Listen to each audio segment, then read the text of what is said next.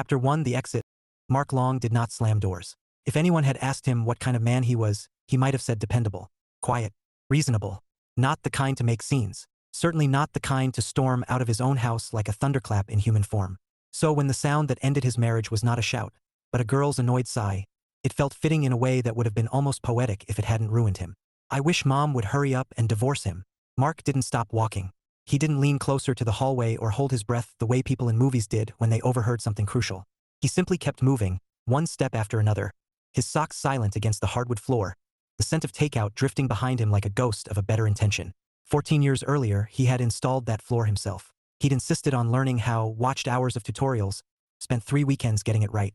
His daughter had been 9 and had declared the boards shiny enough to skate on, which had not been the compliment she thought it was, but he'd laughed anyway. Now, at 17, she was laughing again, but not for him. At least Mom has her boyfriend. She was saying, voice lighter now, conspiratorial. I only need to put up with him for a few more years, and then I don't have to talk to him anymore. There was more. There had to be more. Conversations like that didn't just end neatly. Mark didn't hear it. He reached his bedroom, closed the door softly behind him, and stood there. For a moment, just one, he waited for the feeling to catch up to him. Anger, betrayal, grief. Something loud enough to justify what he already suspected he was about to do. Nothing came. It wasn't emptiness. It wasn't exactly calm either. Felt like clarity. Oh, he said aloud, nodding once to no one. All right then. The suitcase was in the closet, second shelf, right-hand side.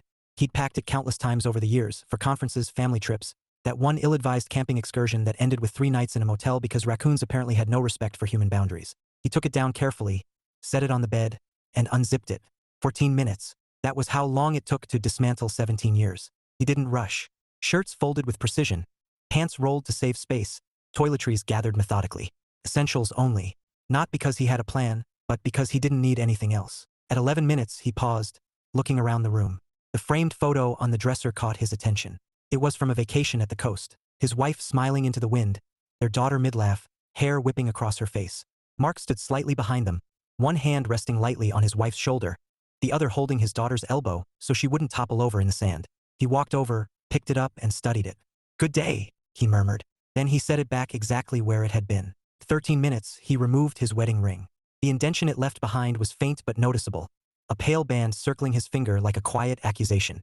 He turned the ring over once in his palm, then placed it on the bed beside his phone. The phone stayed too. Calls would come. Explanations would be demanded. Words would be thrown like anchors, heavy and insistent. He had none to give.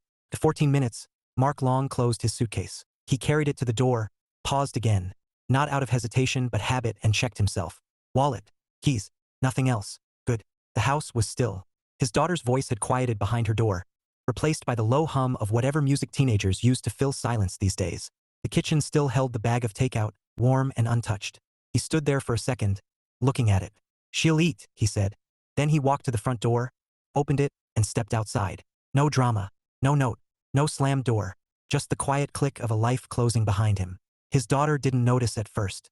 She sat cross-legged on her bed, the phone pressed between her shoulder and ear, scrolling through something that seemed urgent in the moment and insignificant 5 minutes later. And he just said no. She was finishing, her irritation already starting to soften now that she'd said it out loud twice. Like, no discussion. Just no. There was a pause. She listened, then laughed. I know, right? Completely unreasonable. The sound of the front door closing reached her dimly, filtered through headphones and distraction. She assumed it was her mother. It usually was at odd hours lately. I've gotta go, she said quickly. She's home. She ended the call without waiting for a response and stretched, rolling her shoulders back. The smell hit her then. Something warm, familiar, unmistakably hers. Wait! She stood, following it down the hallway and into the kitchen. The bag sat on the counter, slightly crumpled, the logo of her favorite takeout place smiling up at her in cheerful ignorance. Oh, she said, her mouth curving into a grin. Yes, she didn't question it. Not really. Her mom must have come home, dropped it off, and left again? That seemed strange but not impossible.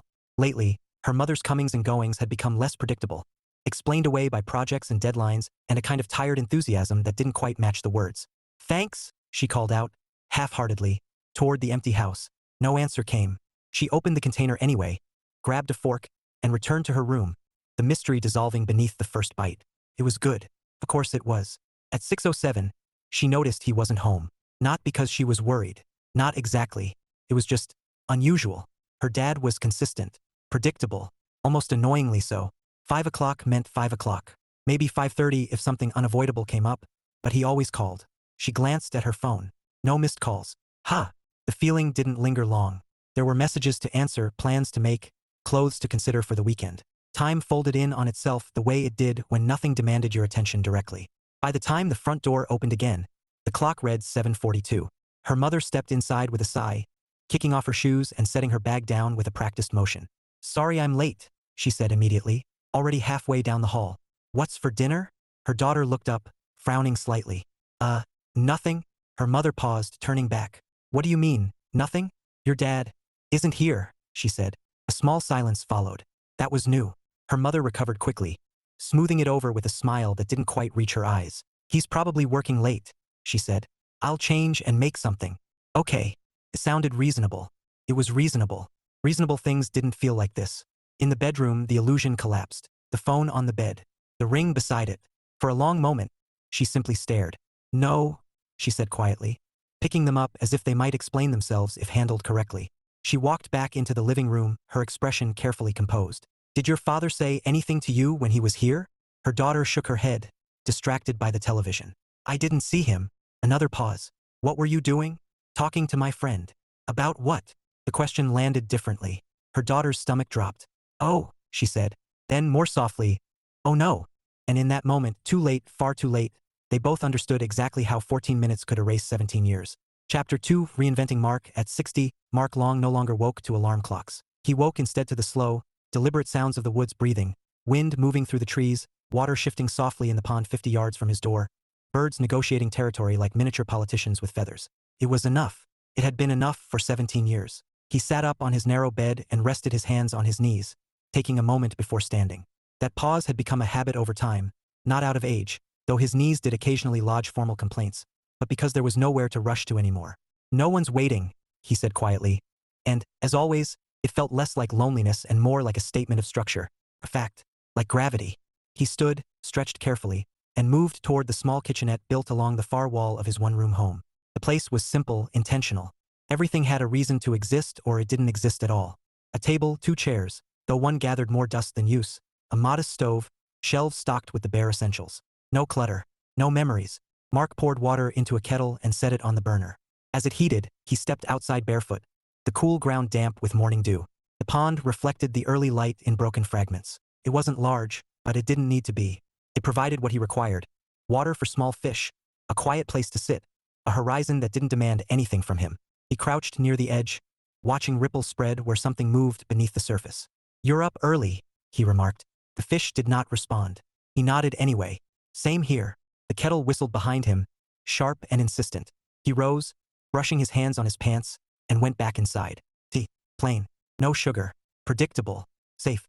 The town sat about 20 minutes away by truck, a distance Mark considered ideal. Close enough for supplies, far enough that no one stopped by uninvited. Not that many would have tried. He had a name there, but it wasn't Mark Long. That man had vanished quietly, deliberately, leaving nothing behind but confusion and a clean financial exit. The man in town was called Thomas Reed. Thomas Reed fixed things. It was a reputation he had cultivated carefully, not too quickly, not too broadly. He took on small jobs, repairing fences, patching roofs, fixing hinges that squealed in protest against neglect. He was dependable, punctual, and notably uninterested in conversation beyond what the task required. People respected that, or at least they learned to work around it. "Morning, Thomas." Mark turned at the sound, already knowing who it would be. Mr. Halvorson stood outside the hardware store, a thermos in one hand and a smile that suggested he had been waiting for this exact moment. "Morning," Mark replied, short and polite. "Got that hinge fixed yesterday. Works like a dream now." "That's good." "Well, I should hope so, considering I paid you." Mark inclined his head slightly. "That's generally how it works." Mr. Halvorson chuckled, undeterred. "You're a funny one." "I try not to be." That earned a louder laugh. Mark shifted his weight, already angling toward the store entrance when another voice cut in, bright, unapologetically amused. "He means that, he's deeply committed to being unentertaining." Mark closed his eyes briefly. Not her. He turned anyway. Evelyn Carter stood a few feet away, a canvas bag slung over her shoulder, her silver hair pinned up in a way that might have been accidental but somehow wasn't. Her expression carried a permanent suggestion that she found the world mildly ridiculous and was content to observe it as such. "Morning, Evie," Mr. Halvorson greeted. "Harold," she said, nodding. Still harassing people before breakfast? I was complimenting him. You were cornering him. There's a difference. Mark stepped forward, attempting to bypass the exchange entirely. Thomas, she called. He stopped, slowly. Yes, I have a problem. I'm not available. You didn't even hear what the problem is. You said you have one. That's enough. Evie smiled, clearly delighted. My sink is leaking. Mark blinked once. That sounds like a problem for you. And you, she said, stepping closer, are someone who fixes problems. I fix mechanical issues, he corrected. I don't fix sinks. That's a mechanical issue. It's also water. Indoors. I avoid those. Harold looked between them, barely containing his amusement. You're going to lose this, you know? I don't lose, Mark said. Evie tilted her head. You've been talking to the wrong people then. Mark suppressed a sigh. Why me? He asked finally. There's a perfectly good plumber in town. He charged me once for diagnostic contemplation, she said flatly. Mark frowned. What does that mean? It means he stood in my kitchen, stared at the sink, and then left with $50.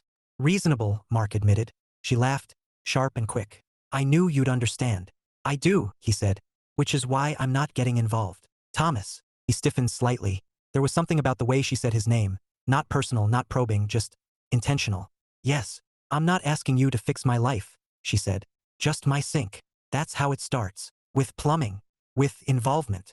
Evie considered that, her expression softening in a way that made him immediately suspicious. Are you always this dramatic? She asked. Or do you save it for strangers? I'm not dramatic. I'm efficient. You're avoiding. I'm declining. You're hiding. He met her gaze, steady and unflinching. I'm deciding. There was a brief pause. Then, to his mild irritation, she nodded. Fair, she said. But I still have a leaking sink, and you're still the most competent person within a 3-mile radius who hasn't already robbed me. That's not a compelling argument. It should be. Mark hesitated. Not long. Just enough for it to count. 1 hour, he said finally. I look at it. No guarantees. Evie's smile widened, triumphant without being obnoxious. Oh, I love a man who negotiates badly. I don't negotiate. You just agreed. I set a boundary. You set a time limit. Same thing. Not even remotely. Harold laughed outright. This is the best thing I've seen all week. Mark ignored him. What time? He asked, already regretting the question. Now works for me. Of course it does. He started walking toward his truck. Evie fell into step beside him. You know, she said conversationally, most people would ask where I live. I know where you live, he replied. You do. It's the only house on your road with a mailbox that says, deliver or explain yourself. She beamed. Keeps people honest. It scares them. Also useful. They reached the truck, and Mark paused by the driver's side door. You sit in silence, he said. Or you walk. Evie raised an eyebrow. That's your condition? Yes. That's adorable. It's not meant to be. She considered him for a moment, then walked around and opened the passenger door. Fine, she said, settling in. Silent it is. Mark got in, started the engine, and pulled onto the road.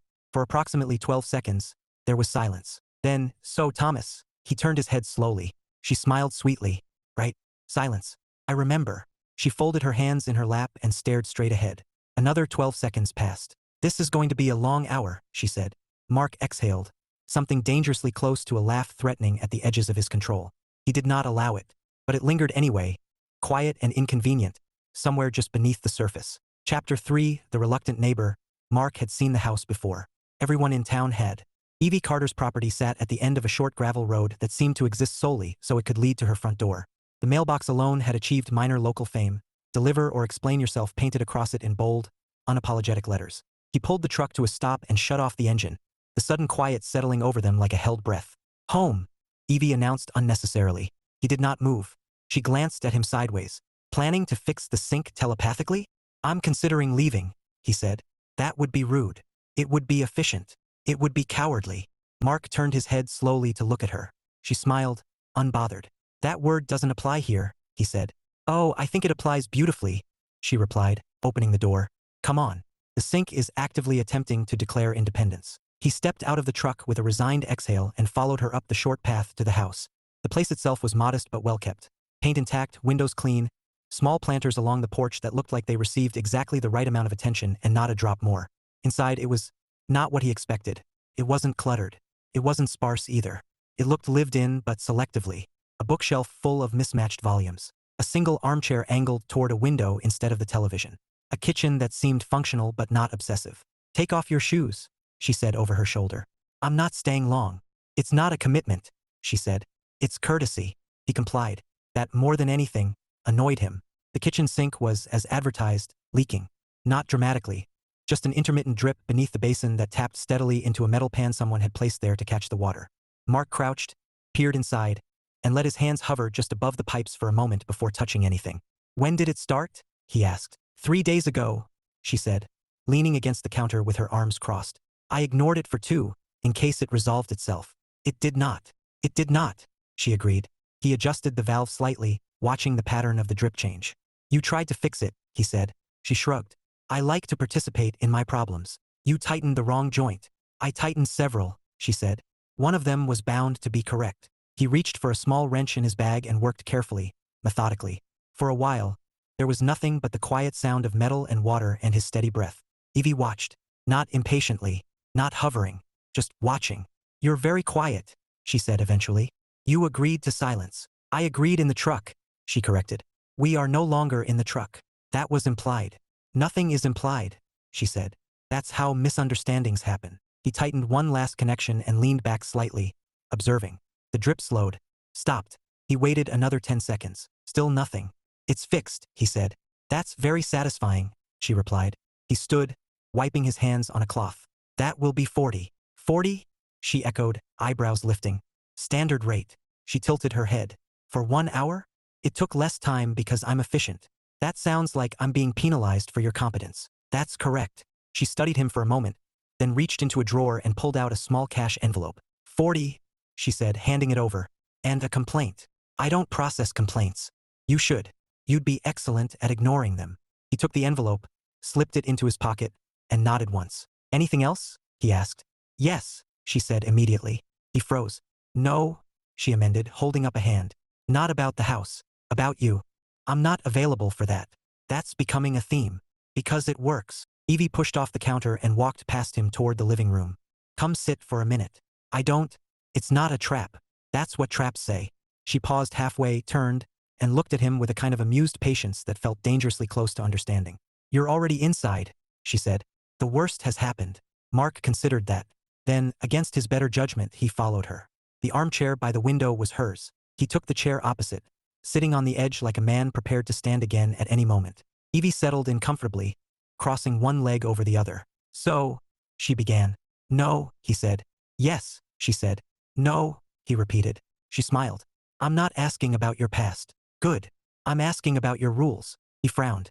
My rules are not a topic. They're fascinating, she countered. You've got them lined up like a fence. They keep things contained. They keep things out. That's the same thing. Not necessarily. Mark shifted slightly, already feeling the familiar tightening in his chest that came when conversations edged toward territory he had no intention of visiting. What do you want exactly? He asked. Evie leaned back, considering him. I want to understand the terms of engagement, she said. If we're going to exist in the same radius, I'd like to know where the invisible walls are. There are no invisible walls, he said. They're very clear. To you. To anyone paying attention. Not everyone studies human behavior the way you think they should. I don't expect people to study anything, he replied. Just refrain. From what? He met her gaze directly. Asking questions that don't concern them, he said. Pushing for answers they have no right to. Deciding that curiosity is more important than boundaries. She nodded slowly. That's reasonable, she said. He blinked. It is. Yes, she said simply. Boundaries are useful. I have them too. Good. But, she added, holding up a finger, they're not the same as walls. He didn't respond. They can be adjusted, she continued. Negotiated.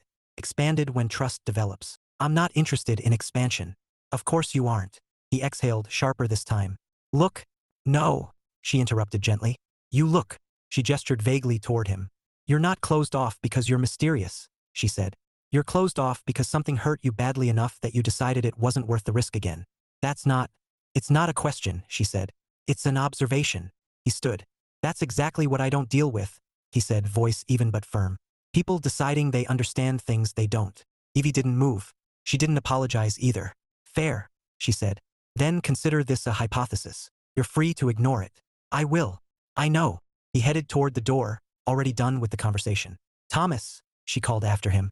He paused, hand on the doorknob, irritation and something else, something more complicated, mixing uneasily in his chest. What? Her tone shifted, just slightly. Less playful. Not heavy, just sincere. "Thank you," she said, "for fixing the sink." He hesitated, then nodded once without turning. "You paid me." "That's not the same thing." He opened the door, stepped outside, closed it behind him. The air felt cooler than it had before. Mark walked to his truck, climbed in, and sat there for a moment without starting the engine. Something had shifted. Not broken, not fixed, just noticed. "That's how it starts," he muttered. And then, after a beat, with plumbing. Despite himself, his mouth twitched. He shook his head once, started the engine, and drove away, the faintest trace of something unfamiliar following him down the road like a question he had no intention of answering. Yet, Chapter 4, Terms and Conditions. Mark avoided her for 3 days. Not directly. Not in any obvious, dramatic way. He didn't change his schedule or take alternate roads through town like a man fleeing something. He simply conducted his business with an efficiency that happened, purely by chance, he told himself, to leave no room for unexpected detours down her road. It worked, until it didn't. Thomas. He stopped mid-step outside the feed store, a coil of rope slung over one shoulder that he no longer remembered deciding to buy. He turned slowly. Evie stood beside his truck, one hand resting casually on the hood, as though she had always been part of the design. "You've been busy," she said. "I've been working." She replied, glancing at the rope. "Specializing in rope-based solutions now? It's for a fence." "Of course it is. Everything with you has a purpose." "Yes. How exhausting." He walked past her, opened the truck door, and tossed the rope into the bed. "What do you want?" he asked, not unkindly, but with a certain firmness that suggested he preferred this part to conclude quickly. Evie leaned against the side of the truck, completely at ease. "I'd like to establish some clarity," she said. "I'm not available for clarity. You're available for a conversation." "No, I'm not. You're here," she pointed out. "That's not the same thing." "Close enough," she said, pushing off the truck. "Hear me out." Mark considered refusing again. Instead, he crossed his arms. Briefly, Evie nodded, once, like a teacher acknowledging a reluctant but cooperative student. "Here's the situation," she said. "We live in the same small orbit. You fix things, I occasionally break them, intentionally or otherwise. Our paths will cross." "They don't have to," he said. "They do," she replied simply. "Because I've decided they do. That's not how decisions work. It is when I make them." He stared at her. She smiled. "All right," she went on. "You don't want questions about your past. You don't want emotional entanglement. You prefer controlled interaction." "That's accurate." "Good," she said. "Now we're getting somewhere." "We're not getting anywhere." "Oh, we absolutely are," she said lightly. "We're establishing terms." Mark exhaled slowly, feeling something that might have been irritation if it weren't so oddly structured. "Fine," he said. "You want terms? Here they are." She straightened, attentive in a way that suggested she had been waiting for this moment all along. "No personal questions," he began. "None about my past, my family, or anything that doesn't directly relate to whatever task is at hand." She nodded. "Understood." "No assumptions," he continued.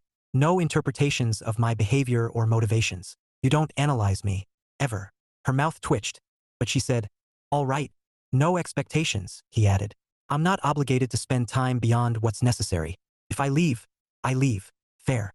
"No surprises," he said. "If you need something, you tell me directly. No indirect setups, no ambush conversations like this one." She raised an eyebrow. "This is an ambush? You were waiting at my truck." "I prefer the term, strategically positioned," she said. He ignored that. "And finally," he said, "if you push too far, I walk. No discussion. No explanation.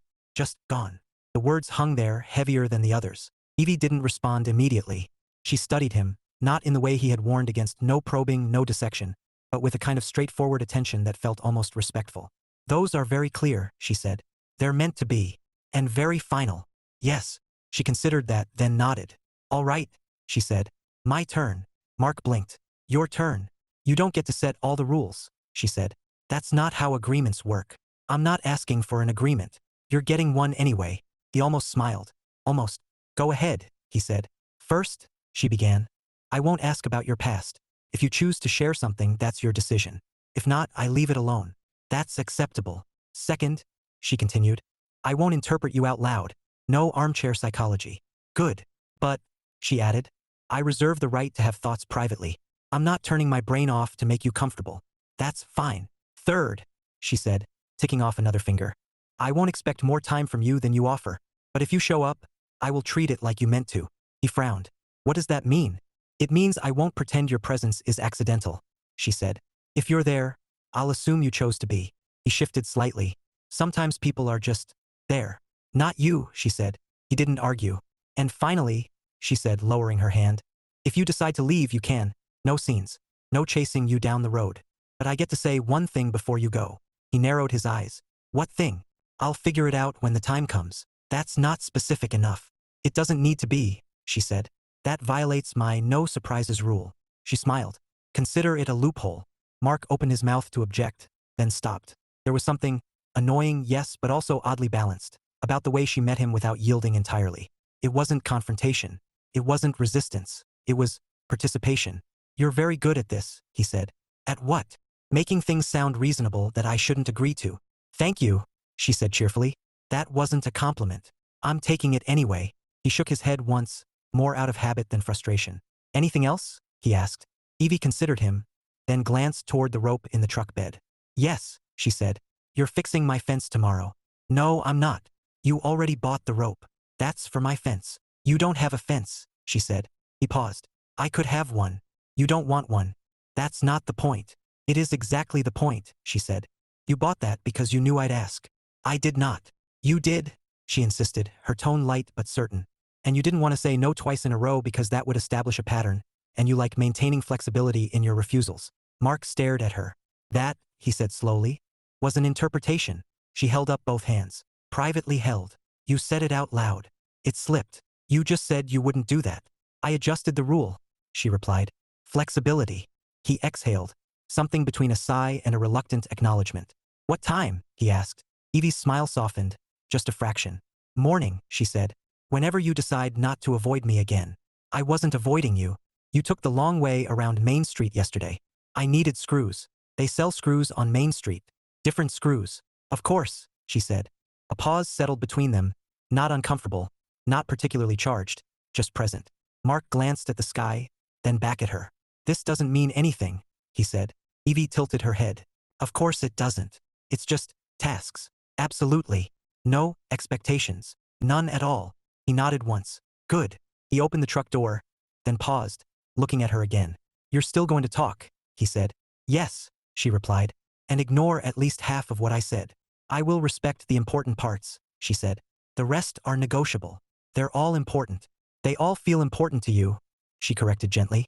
He hesitated, then climbed into the truck. As he started the engine, she stepped back, giving him space. Tomorrow, Thomas, she called. He nodded once, and drove away.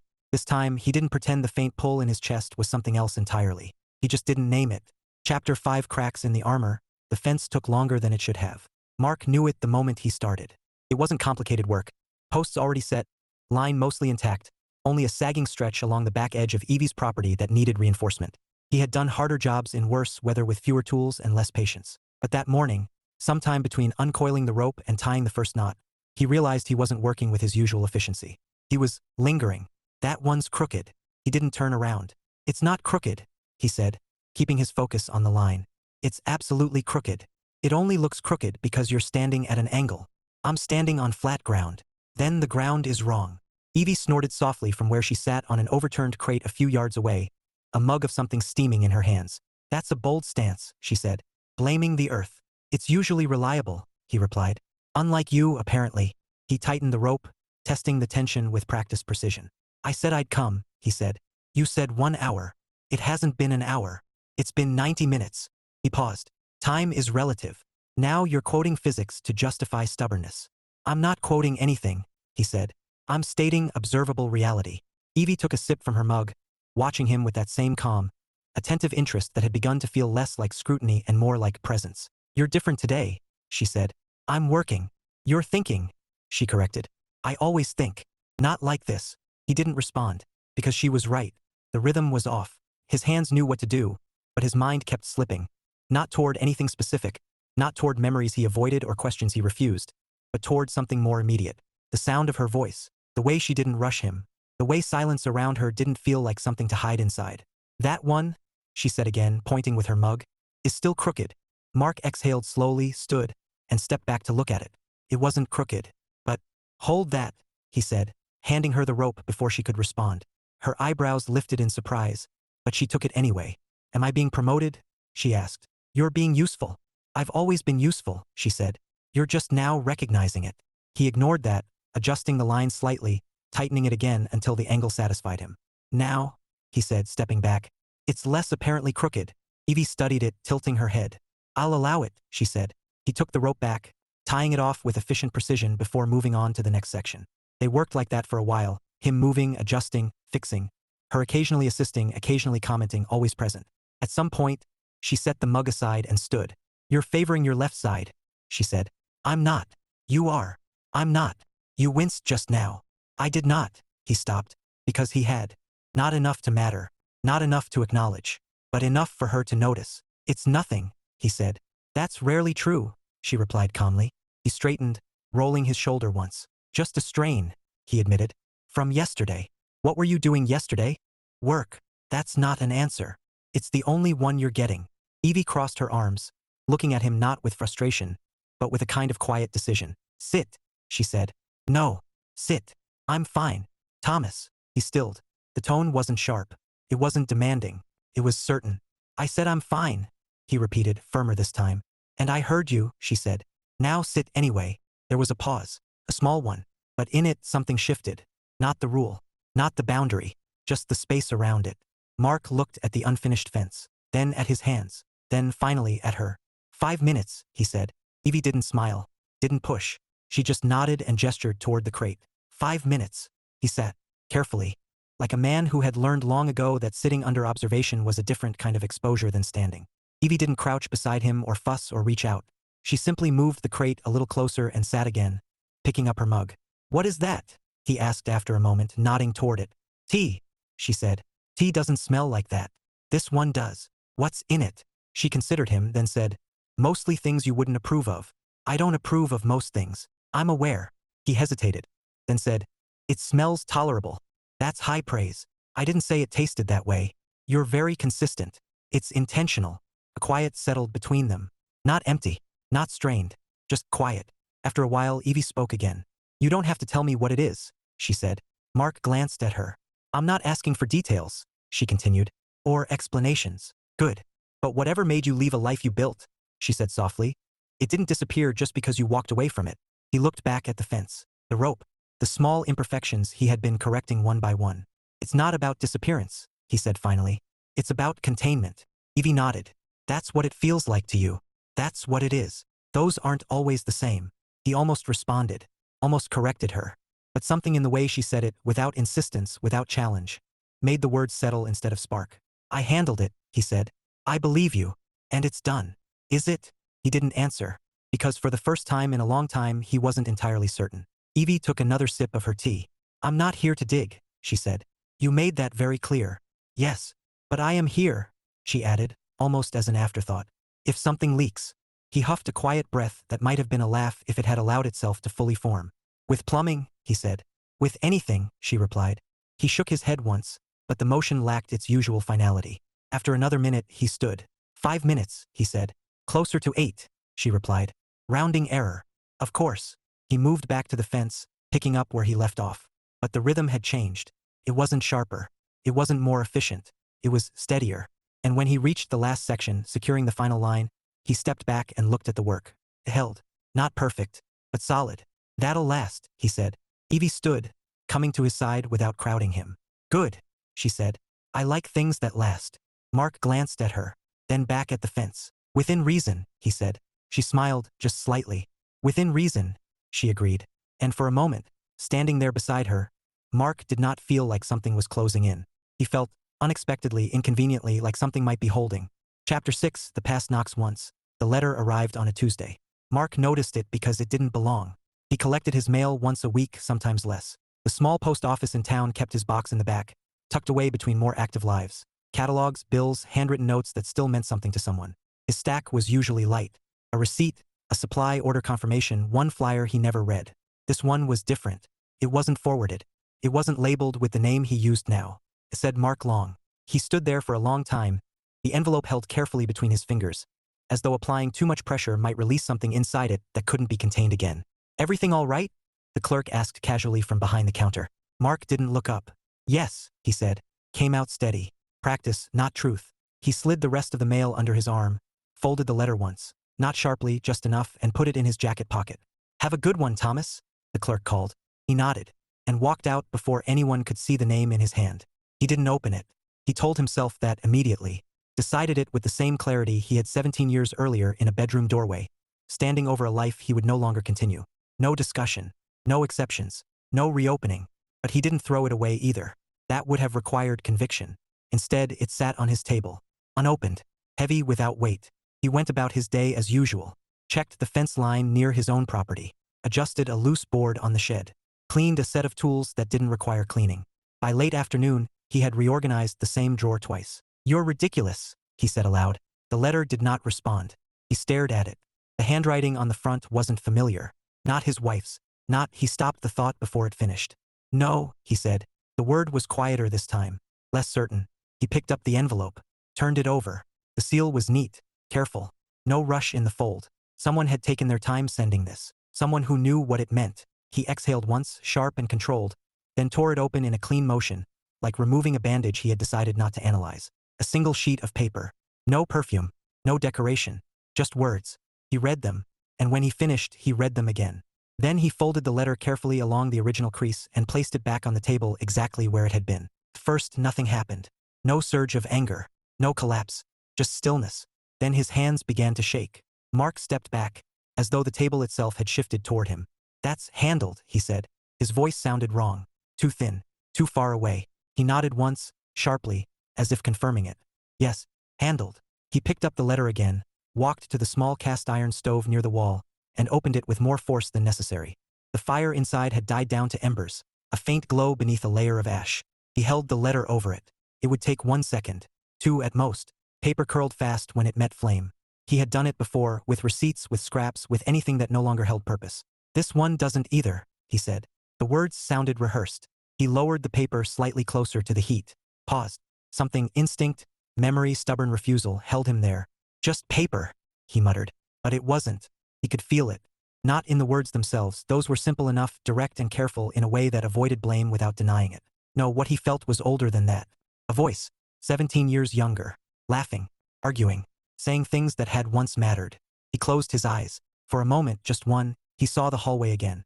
Heard the echo of his daughter's voice through a door that should have stayed closed. "I wish Mom would hurry up and divorce him." His grip tightened. The paper crinkled slightly between his fingers. "No," he said, more firmly this time. Not to the memory, to himself. Mark lowered the letter into the stove. The edge caught first, a faint orange line eating into the white. The flame spread, quick and efficient, curling the corner inward. He watched it go, didn't look away, didn't flinch. By the time the fire reached the center of the page, his hands had stopped shaking. By the time it turned to ash, his breathing had steadied. And when nothing remained but a few fragile fragments folding into themselves, Mark closed the stove door and stepped back. "It's done," he said. That part, at least, was true. Evie didn't knock. She never did. Not because she was rude. Because she had already learned that knocking implied hesitation, and she rarely hesitated. Instead, she tapped twice against the side of the doorframe and leaned slightly inward. "Before you say no," she began. "My back fence is..." She stopped. Mark stood in the center of the room, unmoving, the air around him carrying the faint scent of burnt paper. Something about him was off, not visibly broken, not obviously upset, but not contained, either. "Did I interrupt a ritual?" she asked lightly. "No. A small controlled fire? Routine disposal. Of what? Unnecessary things." She nodded slowly, stepping inside without asking, her gaze taking in the stove, the quiet, the space between them. "Ah," she said. "Spring cleaning in May." He didn't respond. She studied him for a moment longer, then walked to the table and sat down as if it had always been part of her plan. "You look like a man who just made a decision he'd like to pretend didn't matter," she said.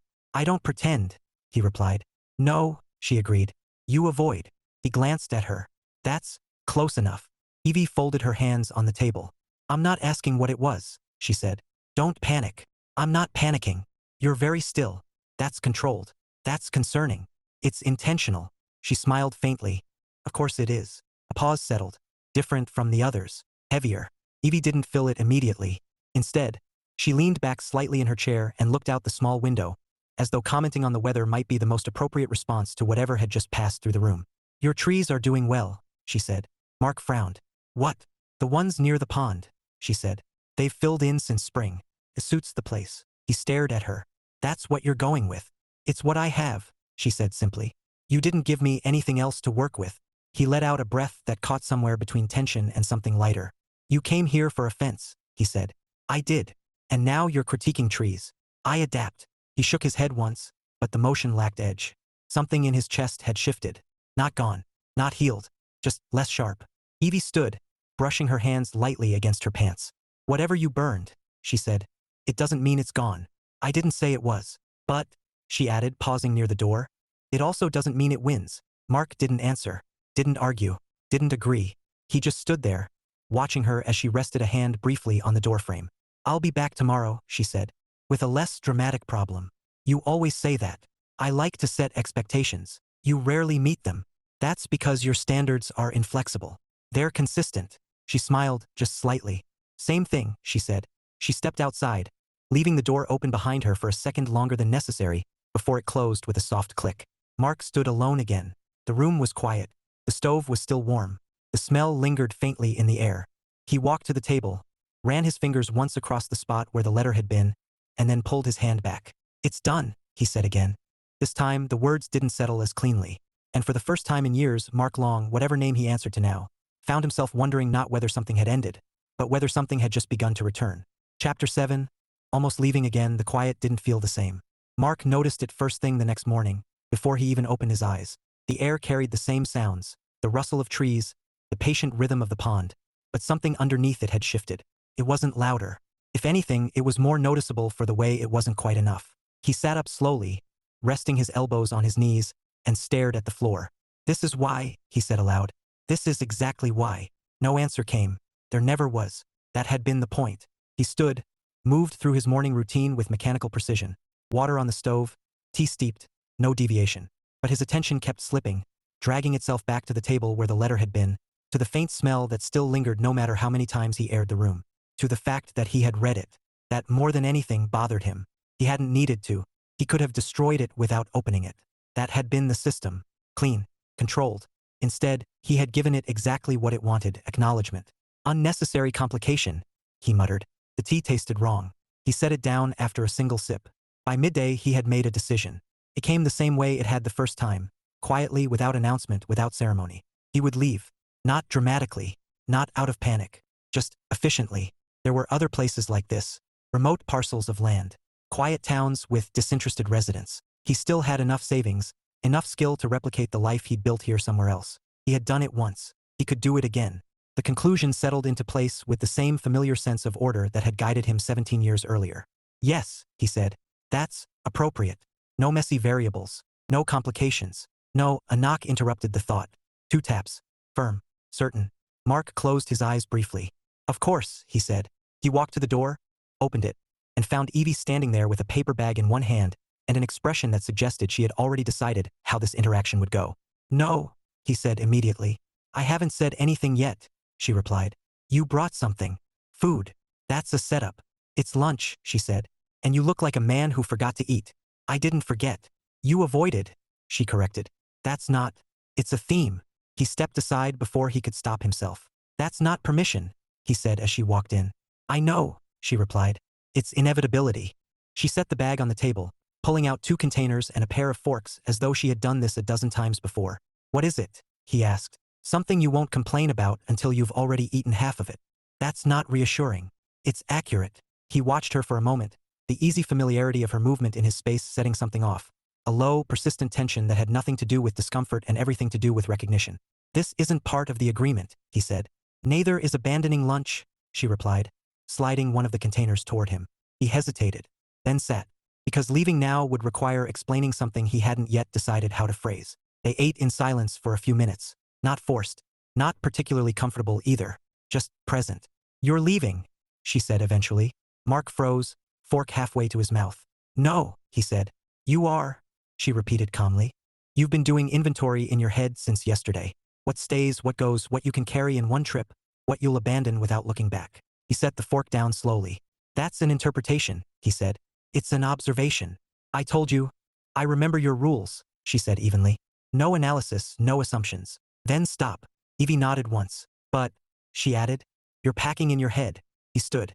I'm done with this conversation. So am I, she said just as quickly. That stopped him. He turned, frowning. What? I'm not arguing with you, she said. If you've decided to go, you'll go. Nothing I say changes that. Correct. She leaned back slightly in her chair, studying him. Not dissecting, not probing, just looking. I'm just curious about one thing, she said. I'm not answering questions. It's not about your past, she said. It's about your pattern. He hesitated, against his better judgment. Go ahead, he said. Evie tilted her head. When does it stop being protection? She asked. And start being avoidance? It's the same thing. No, she said. It's not. Yes, it is, he insisted. You remove the risk. You remove the variables. You remove the possibility, she finished. He pressed his lips together. That's the point. Is it? She asked. Yes. Evie nodded slowly, as though accepting that answer for exactly what it was. All right, she said. She stood then, gathering the empty container with deliberate calm. If that's the point, she continued, then you're doing an excellent job. He frowned. That's not. You've removed the risk, she said. No one gets close enough to hurt you. No one gets to ask questions you don't want to answer. No one gets to matter enough to complicate your carefully managed silence. That's exactly what and, she added, not raising her voice but somehow making the words land harder. No one gets to stay. The room went still. Mark stared at her. It's not what you intended, she said. I know. But it is what happens, she finished. He exhaled sharply, pacing once across the small space. This isn't about you, he said. I know that too.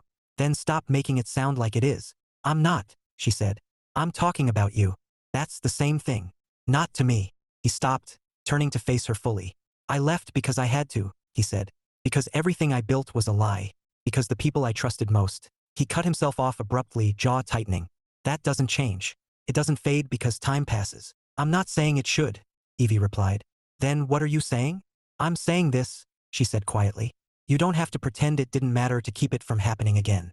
He shook his head. That's not how that works. It might not be, she admitted.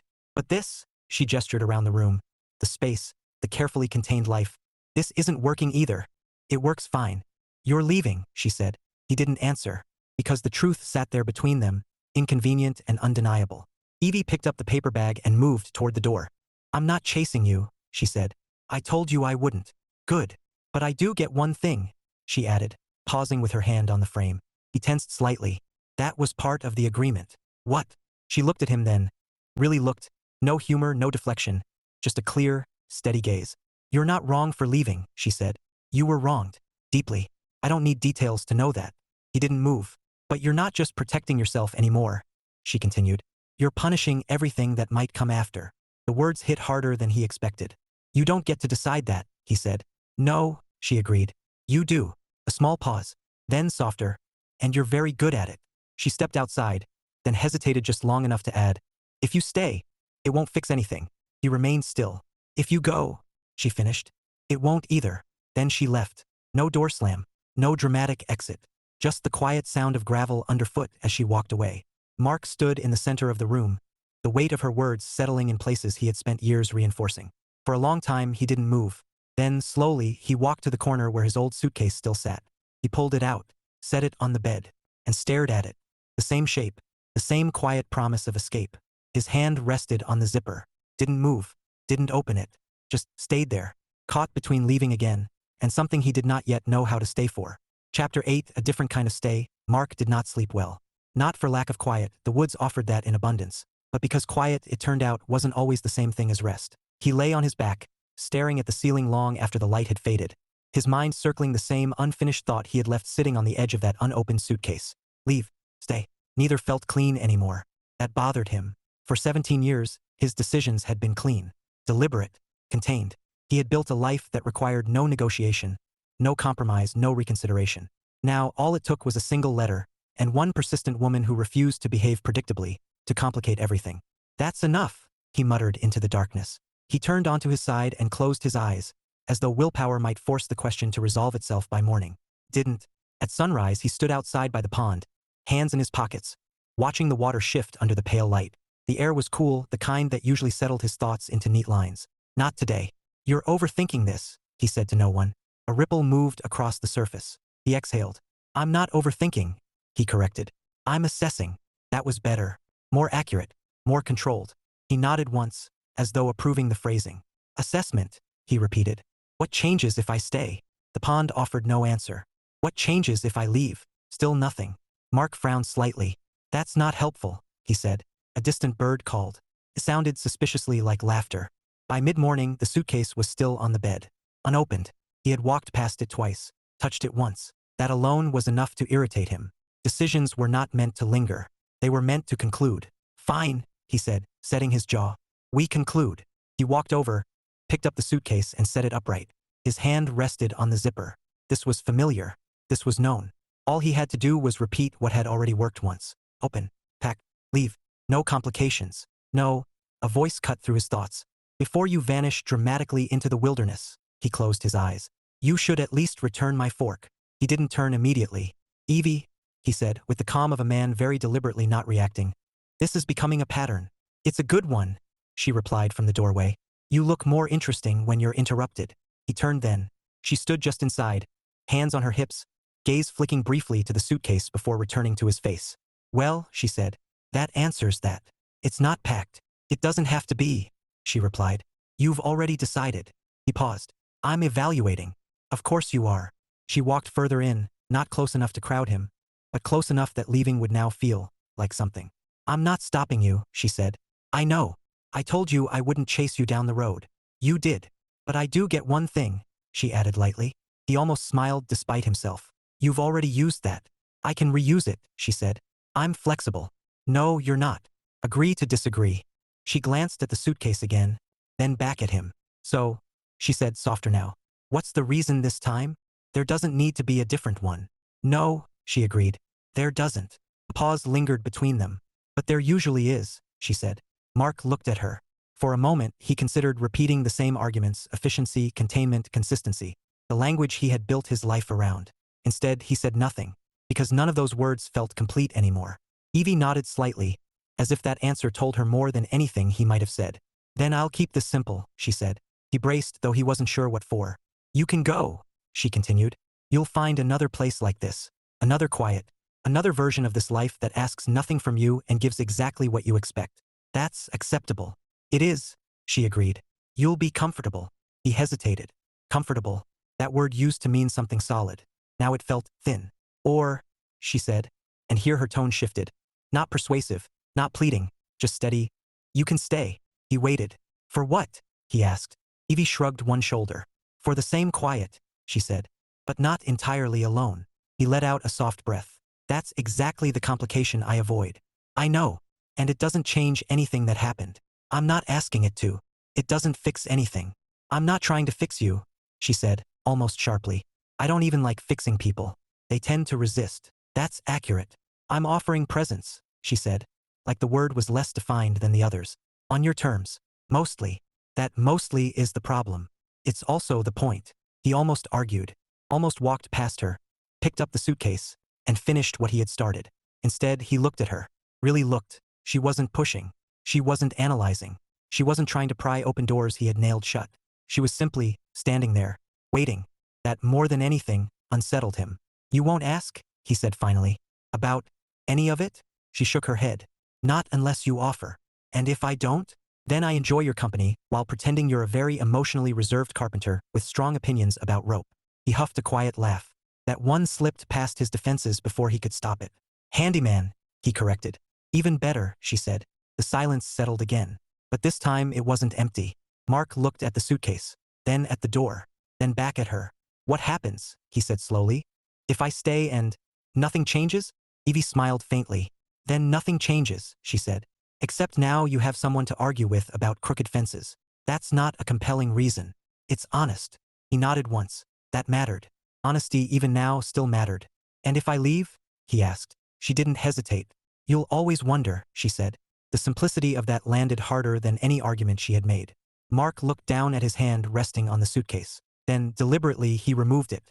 The zipper remained closed. He stood there for a moment, the decision settling, not clean, not perfect, but real. Fine, he said.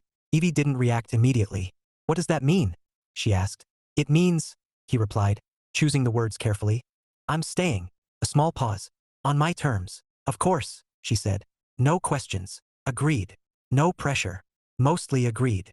He narrowed his eyes slightly. She grinned. We'll negotiate that one. He shook his head, but there was no edge to it. And, he added after a moment. If it becomes too much, you walk, she finished. Yes. No questions asked. He nodded. Evie stepped back toward the door, giving him space again. Good, she said. Then I'll see you tomorrow. For what? I haven't decided yet, she replied. But it will definitely involve something you claim not to do. That's not reassuring. It's consistent. She paused at the doorway, looking back at him. Thomas, she said. He hesitated. Yes, I'm glad you stayed. Mark didn't know how to respond to that, so he didn't. He just gave a small nod. It was enough. Evie left, the door closing softly behind her. Mark stood there for a moment, the quiet settling around him again. But this time it felt different. Not broken. Not incomplete. Just shared. He walked over to the suitcase, lifted it and slid it back into its place. Not hidden. Just put away. Then he stepped outside, toward the pond, the air, the life he had built. It was still his, still quiet, still contained. Only now, for the first time in a long time, it wasn't entirely empty. And that, he realized as he watched the water move under the afternoon light, was something he could live with.